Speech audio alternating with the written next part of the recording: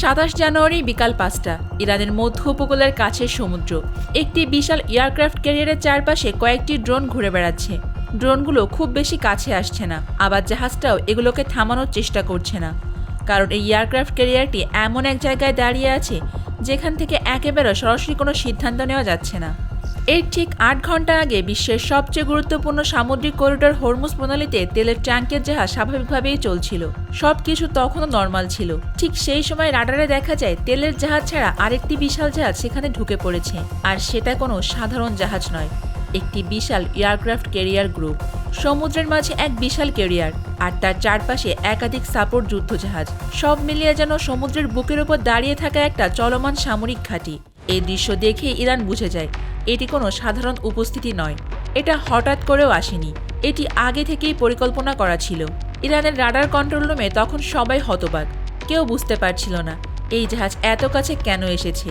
Career গ্রুপটি প্রণালীর একেবারে কাছাকাছি এসে অবস্থান নেয়, এতটাই কাছে যে ইরানের উপকূলীয় রাডার সিস্টেমে তাদের প্রতিটি মুভমেন্ট পরিষ্কারভাবেই দেখা যাচ্ছিল।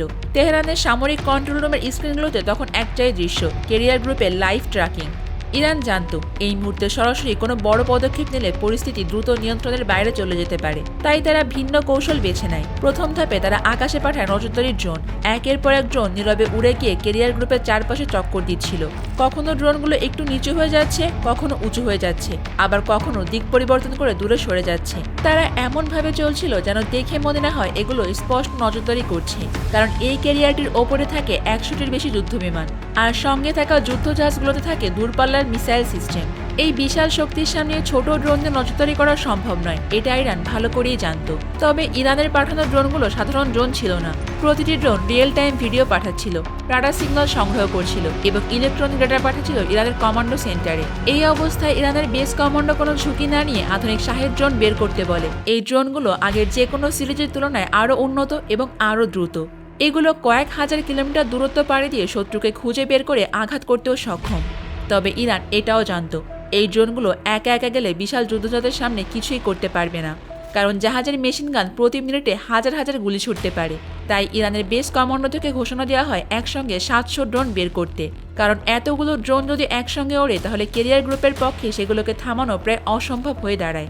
এদিকে ক্যারিয়ারটির ওপর যে নজরদারি ড্রোনগুলো উঠছিল সেগুলো কিছুটা কাছাকাছি আসায় যুদ্ধজাহাজ রাডারে ধরা পড়ে যায়। সঙ্গে সঙ্গে একটু যুদ্ধবিমান দ্রুত সেদিকে এগিয়ে যায়। ড্রোনগুলো বিষয়টি বুঝতে পেরে কয়েক কিলোমিটার উপরে উঠে যায় এবং এক পর্যায়ে রাডার থেকেই হারিয়ে যায়।